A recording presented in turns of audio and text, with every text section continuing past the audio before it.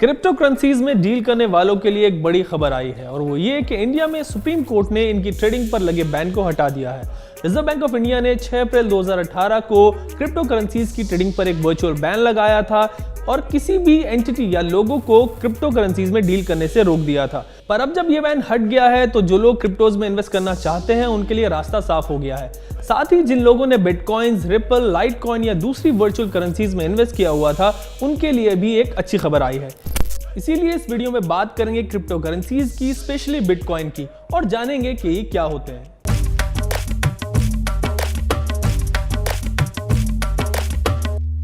साल 2017 में एक ऐसा फेज आया था जब क्रिप्टो करेंसीज की वैल्यू अचानक से बढ़ गई थी।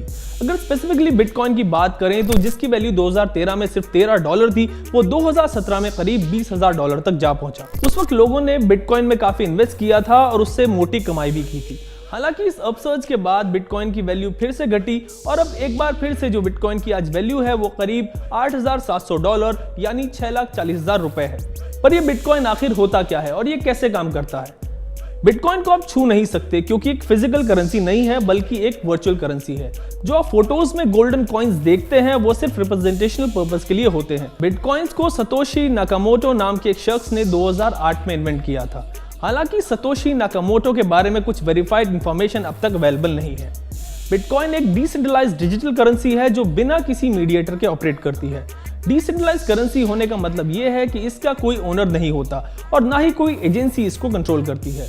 इस वर्चुअल करेंसी को वजूद में लाने का सबसे पहला मकसद भी ट्रांजैक्शन करते वक्त मीडिएटर को एलिमिनेट करना था। इसको आप एक एग्जांपल से समझिए। जब भी आप कोई ऑनलाइन ट्रांजैक्शन करते हैं तो बैंक उस ट्रांजैक्शन में मीडिएटर का काम करता है। इसकी वजह है कि बैंक गवर्नमेंट के साथ मिलकर आपकी करेंसी को कंट्रोल करता है, पर बिटकॉइंस में कोई मीडिएटर नहीं होता। अगर आप किसी को बिटकॉइंस के जरिए पेमेंट कर रहे हैं तो सारा ट्रांजैक्शन आपके और जिसको आप पेमेंट कर रहे हैं उसके बीच होता है। बिटकॉइंस के ट्रांजैक्शन अनोनिमस रहते हैं, यानी जो दो लोग आपस में ट्रांजैक्शन कर रहे हैं उनको ये पता नहीं होता कि सामने वाला है कौन।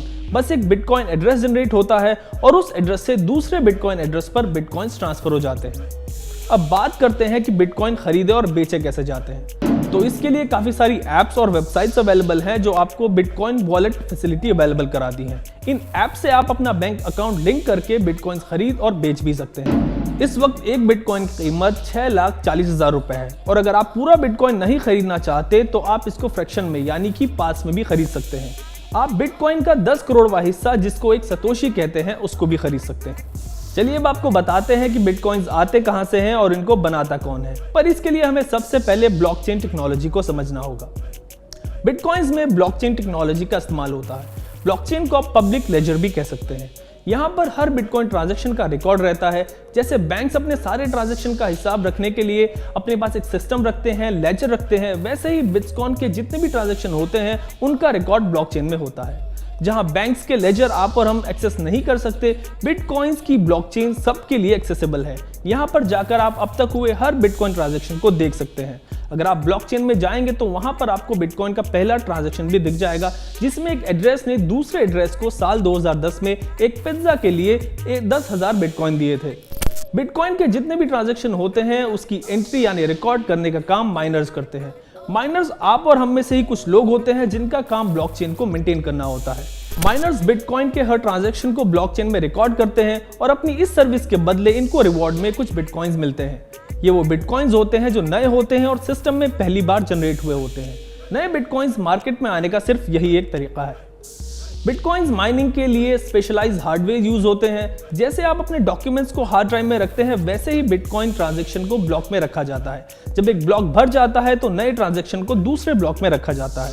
हर ब्लॉक में पुराने ब्लॉक्स का एड्रेस होता है और जो नए ब्लॉक्स बन रहे हैं उनका एड्रेस आने वाले ब्लॉक्स में होगा।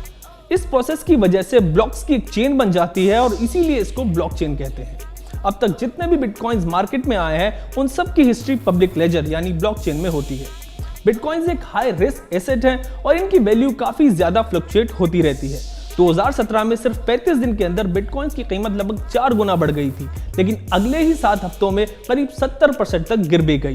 साथ ही बिटकॉइंस के ट्रांजैक्शन इरिवर्सिबल होते हैं, यानी अगर आप एक बार बिटकॉइन किसी को सेल कर दें तो वापस वो नहीं आ पाएगा जब तक रिसीवर आपको वापस ना करे। पहले तो सरकार और रिजर्व बैंक ने इन बिटकॉइन और क्रिप्टो करेंसी पर रोक लगा दी थी, लेकिन अब सुप्रीम कोर्ट के फैसले के बाद ऐसी करेंसी फिर से शुरू हो जाएगी और तब हो सकता है कि सरकार इसे अथॉरिटी के जरिए कंट्रोल करने की कोशिश करे। सरकार क्या करेगी और क्या नहीं, ये भविष्य में पता चलेगा, और जब पता चलेगा तब हम आपको बताएंगे। तब तक देखते रहिए एबीपी अनकट। एबीपी न्यूज आपको रखे आगे।